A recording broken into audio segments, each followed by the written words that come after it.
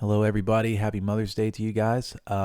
Just well belated Mother's Day weekend. Even if you didn't celebrate Mother's Day, happy belated weekend, I guess. Um, so I wanted to make this little state of the channel video just because it's been a hot minute since I've done one of these, and I don't know if I've done it in this type of form before. But I do want to just go over a few topics. First off, announcing that this whole format of me just like talking into the camera and um, just doing the one take thing, it's pretty much going to be phased out in form of a more visual, edited style content, which would involve me showing the film that I'm reviewing as well. Um, I think that this for me has been a long testing period as far as like what form of content to make, because in reality what I'm doing is just making a podcast. I might as well just be just doing this audio only, and I feel that there's a big portion of the audio, of the video missing, besides me just talking in front of the camera. And I think in order to show the film and to show the ideas of what I'm talking about and such, it's it's going to be time to pretty much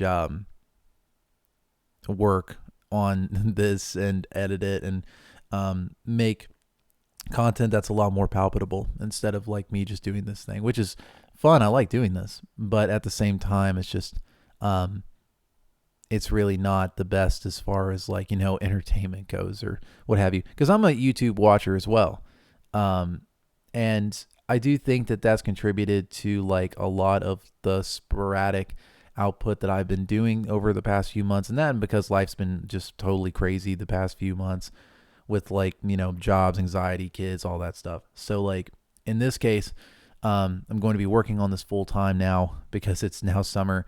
I will eventually be able to do this. When I first started in October, I knew that because I had a lot of free time, I would be able to try to just get this out here. Just get the contents and the all the blah out of me, and now I can actually focus on making a quality product for you guys to watch and myself. Um, so I don't know when, excuse me, I don't know when the first rounds of videos are going to come up. I'm currently working on the first one, and that will be probably coming out, I would say, either the end of this month or early next month sometime.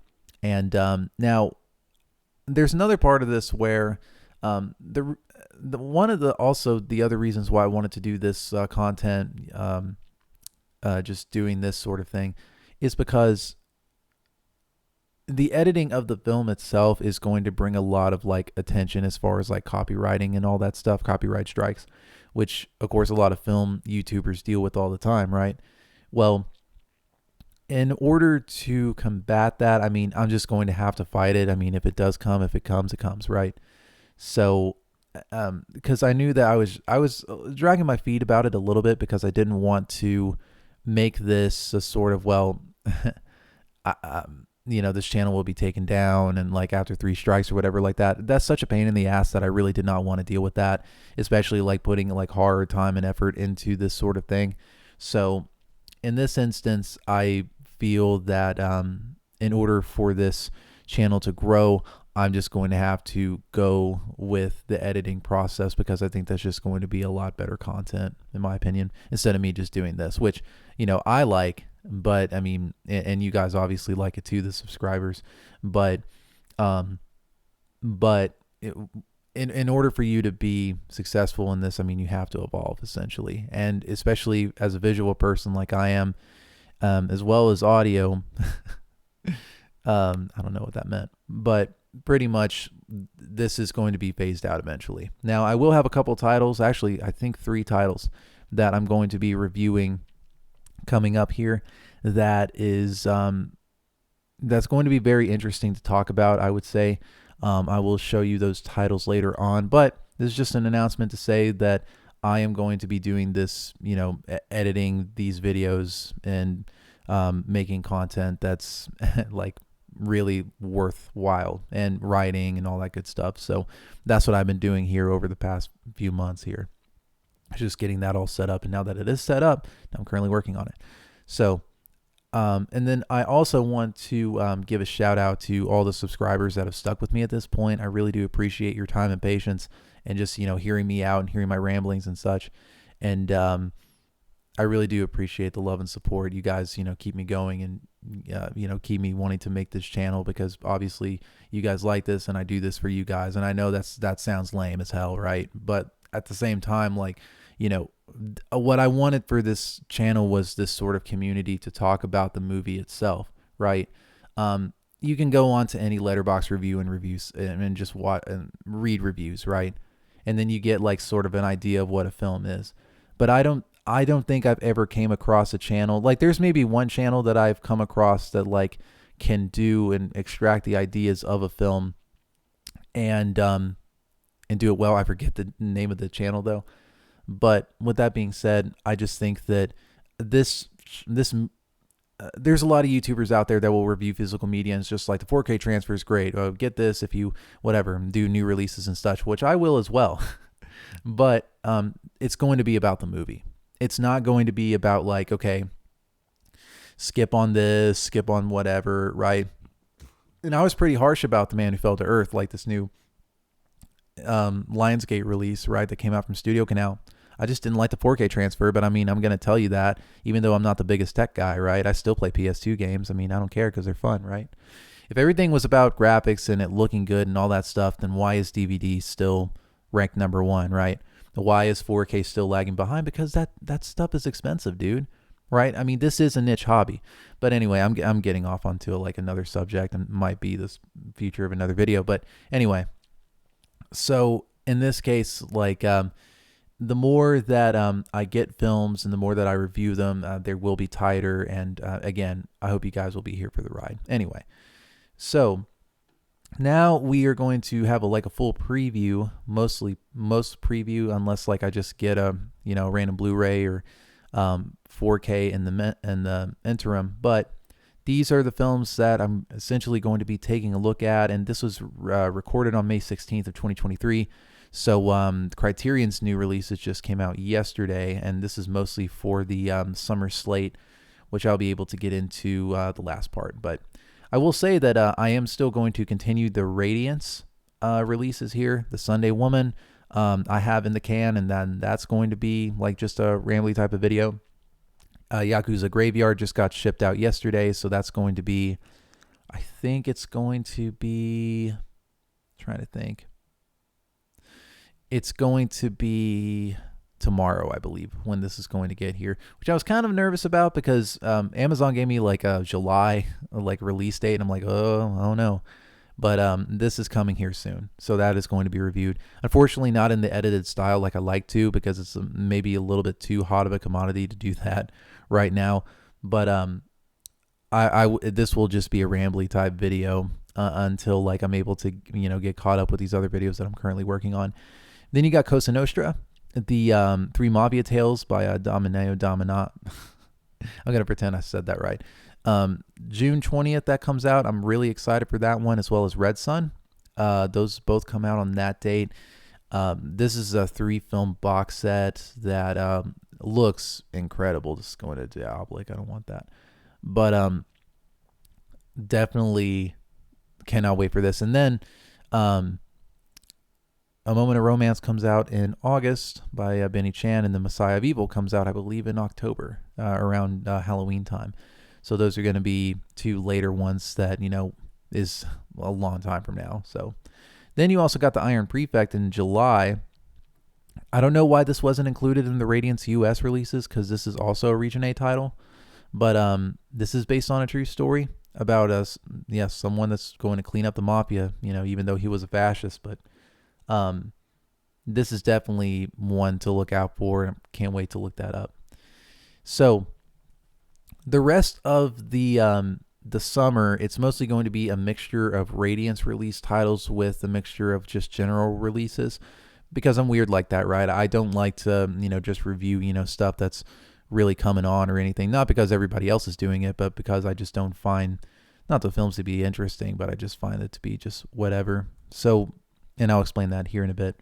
So Foolish Wives. Foolish Wives by Eric von Stroheim. We still don't have green Blu-ray. Again, I don't know what's going on. I guess like someone who did that restoration back in 1999, they probably just have like full rights on it and they just won't give it up. I don't know. But Foolish Wives, newly restored by MoMA and the San Francisco Silent Film Festival. There is an hour-long an hour-long restoration, sort of like like not slideshow, but it's a really informative video on how they did the 4K restoration for this film that I would highly recommend you guys to watch. Is just a very wonderful movie. Cannot wait to watch this. Much love to Flickr Alley, mind you, for releasing these great silent film titles. They did release like Man with a Movie Camera a few years back, and that's still one of the crown jewel Blu-ray silent films because they did such an excellent job on the transfer. No disrespect to Kino, but Flickr Alley knows how to do restorations of 4Ks. Not 4Ks of silent films, my bad. So that's coming out on June 27th, which a lot of these films do. So here you got The Truman Show. This is coming out on July the 4th. This is going to be a great film to review. So many ideas in this one. Jim Carrey's first breakout dramatic role in one of Peter Weir's best films, for sure. And that's going to be something to touch upon. National Lampoon's Vacation, I'm sort of like, I don't know if I will be able to get this or not. Just from the fact that I don't remember it being as good as it was. And people call it a great comedy film, but I really don't know about it. This was a time in the 80s where it's just like, the asshole was like the main star and you thought that he was funny or whatever. Like, the Bill Murrays of the world, Chevy Chases, and too many, countless others. But in this case, Vacation, I remember having some good bits in it. I'll go ahead and maybe get it. I'm really not for sure. Oops. So that one may be in the pipeline, may not be. I know one for sure is it's Millennium Mambo by Hao Xiaoshen. I bought Flowers of Shanghai in 2021, and I absolutely adore that movie. This one is probably going to be no less spectacular. It's going to be great. So that one is definitely going to be one of the edited ones that I'm going to work on.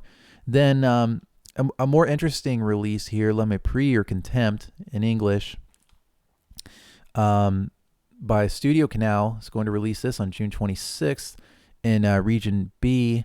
I think this announcement also has this coming out in September through Lionsgate in September. No, in Best Buy. And I'm just like, I don't know why you would release this in Best Buy. Like Ran, I understand, and Man Who Fell to Earth, because they both have like this sort of generalized like if you just saw this and if you were just picking up something like just testing out a 4K, like all 100 of you guys, then you would just, okay, sure, why not? I'll buy this cool, steelbook. But I might get it just from the cover. I mean, this is like one of the more spectacular like covers I've ever seen, because it embodies the movie like a lot. Like and Le Mépris, it's not one of my favorite Jean-Luc Godard films. You're gonna get that from a lot of people. It's just like, it's not my favorite. But this has maybe one of the best scores in a film that I could really remember. It is absolutely wonderful, and that's the reason why I think it has this sort of ambience about it, this sort of like this unnervingness about it, and it really is a sad film in a way, because it's really like just a relationship that's just over, it's just done, finite. I really hesitate to get Le Mépris, but because it's I won't be able to play this trailer here, but this color grading or what have you, I remember watching the Criterion version and it being a little bit too bland for me. Like there wasn't a lot of vibrancy there.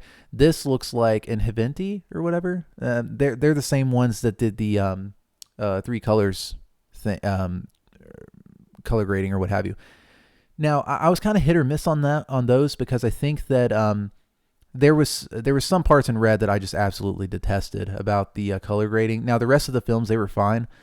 But Le Mépris, it's probably going to need a little bit more of a pick-me-up, because like I didn't really like the bland colors on it or whatever. And look, I don't care like what the artist's intention was, like whenever it comes to color grading or anything like that. And it doesn't have to be like super. That's the thing. Well, I'm gonna get off into a tangent here, but the whole color grading and the whole HDR thing is just such a controversial thing whenever you actually get into the specifics of it. Because first off, like artist intent, right, which is like what most people sort of want in a film, like, oh, okay, this is what he or she wanted. They just wanted this way, and that's simply not going to be the case if they're dead and have nothing to say about it. And obviously their views may change over time, right?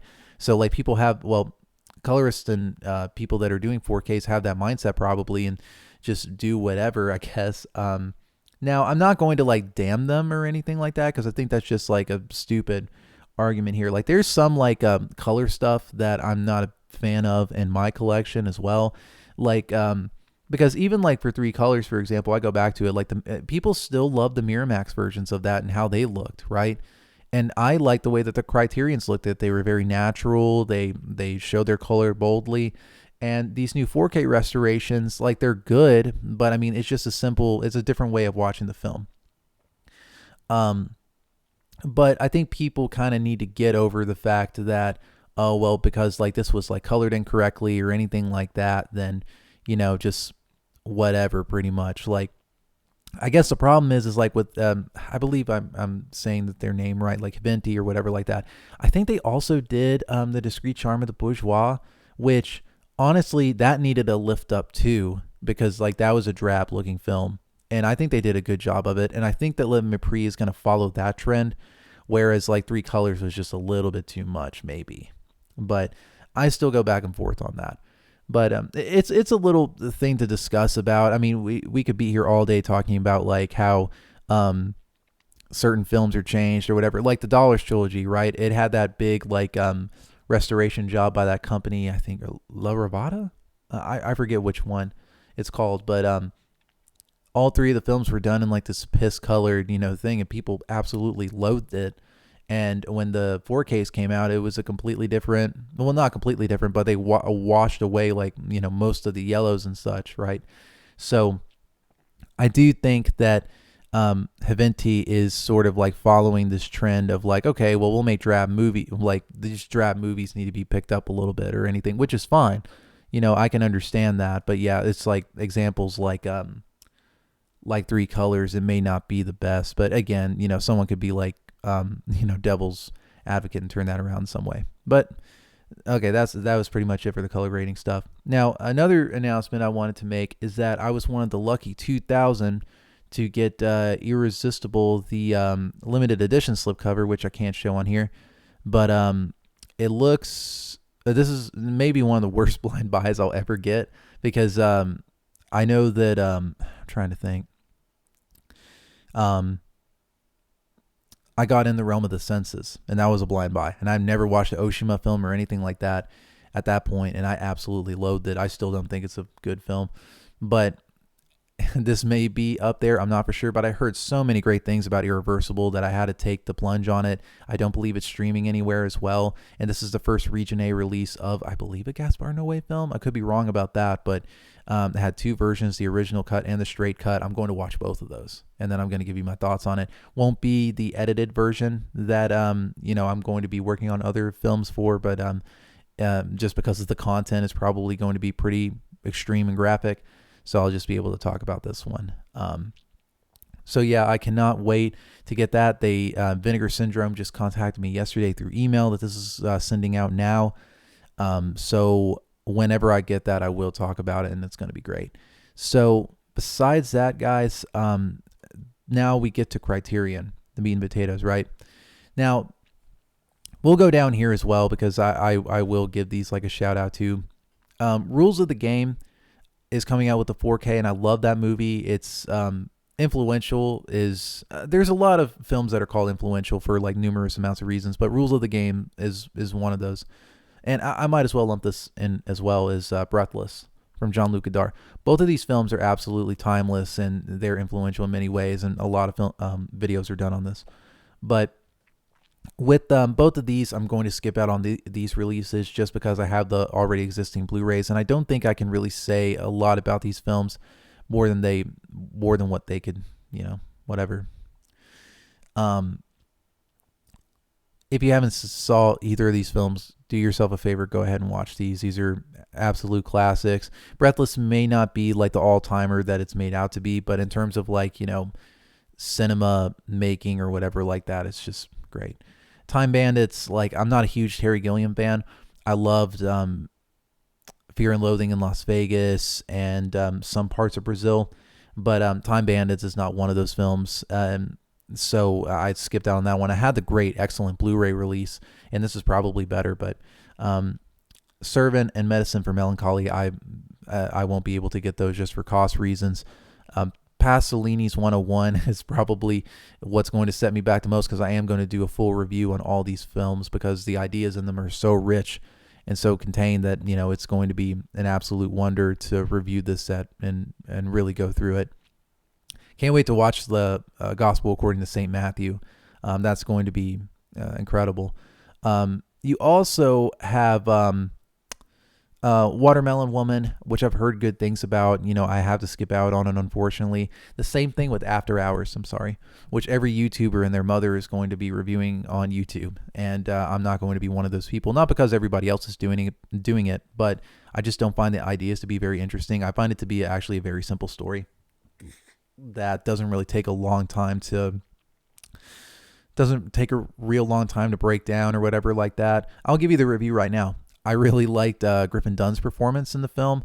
All of the comedic ladies in there. I forget the main ones who killed herself, but Terry Garr and the other one who was in Schitt's Creek. But like they were great.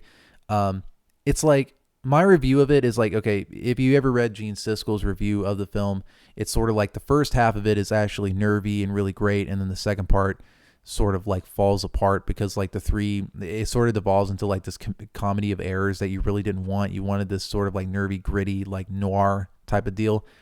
I actually felt like it was the opposite. I think that like the first part of it was just kind of whatever. Like it was kind of like a boring sort of, because you kind of knew that this is going to be a goofy movie anyway, because the way that Griffin Dunn is able to just emote like this sort of naive sort of character. And I think that the main idea of the movie is like, man, if you got to stop, just stop. Like, just drop everything. Just don't find an out. Just like go. And so it's sort of like a pessimistic, idea of the film, because it's like this guy just keeps on trying to get back to his apartment when he really should have just walked back home in that rain and just get cold or whatever, right? And the whole circular nature of the film as well is it's cool, but I mean it's really like nothing. It's just vapors. So again, my view of the film is opposite. It's just, I really thought that this was going to be like a funny, goofy movie, and it pretended to be a noir for like the first 30 to 45 minutes, and then afterwards, that's actually the movie that I wanted. So it's like my review is like the opposite of Gene Siskel's. I didn't really care much for the first part, but the second part I really enjoyed because of the comedic leads in it, and they were really trying hard. So that's my review of After Hours. Didn't expect that, but I won't be reviewing it. Those are my thoughts on the film right there. I will say also, who wanted the renowned westerns on 4K? I will be honest with you, like, and I try to get as much into film. I try to get in the know. I had no idea these existed. Also baffling to me is the decision to release this on 4K, which to me, it seems like it has Scorsese's, Martin Scorsese, like, gives an introduction or whatever, which I will say, you can say whatever you want about Scorsese, but he does care about film restoration in terms of like, the big, was it Panavision or like these Technicolor marvels that are still some of the best Blu-rays I have, like the Richard III that he helmed the restoration of was absolutely wonderful. Of course, all the Powell and Pressburger films that, he gave voice to were absolutely stunning, especially like the Red Shoes recent 4K released. Not recent, that came out 2 years ago, I think. But um, just a lot of stuff that he's able to just like put into, and people are able to throw their money behind and make this thing. But I will say I'm not getting this, and it just looks like I don't know who would get this. I mean, like, no disrespect, if you love these movies, that's awesome. Like, I've never heard of these films before, and maybe I'll get it in the future, and I'll be able to look it up. But it's just like, my goodness, like, I had no idea that this was going to get like a release in general, but a 4K release is just, it doesn't baffle me. It's just like, it's just very surprising. So the other releases, One False Move, they released Devil in a Blue Dress. When was that? That was last year. And this looks like a great movie. I have never watched a Carl Franklin film. I was this close to getting Devil in a Blue Dress because I really wanted to watch it. It's not on the Criterion channel either, I believe, at the time of this recording. So maybe going to get this and Devil in a Blue Dress because I really want to watch those films. Akira Kurosawa's Dreams. This is the 4K version of that. Spoiler alert, I am going to review another Kurosawa film in RAN. Not the Steelbook edition from Best Buy, but I got the regular Studio Canal region free, B release. So that's what I'm going to make a review about. It's going to be like the Rambly version, unfortunately. It won't be a because I'm kind of like worried about Studio Canal releases because they're more copyright, strike happy than a lot of other companies are. So, but that's to be determined at this point. These other, I will say, like, these are pretty deep cuts, especially because like last month was such like, After Hours, Renown, Breathless, Criterion hit it out of the park, for July. Just wow, just all of these, just great films here that, because like I've only been in this game, well, not game, I've been in like this hobby for like the past like 4 years. I have never saw like a month where there's just going to be stuff that you're just going to have to cut off, because if there wasn't like a whole bunch of Radiance titles that I wanted, or like any of these other generalized titles that are coming out, I would just like get all these, honestly, because they're all interesting in some way. But I mean, you have to sort of well, I'm broke.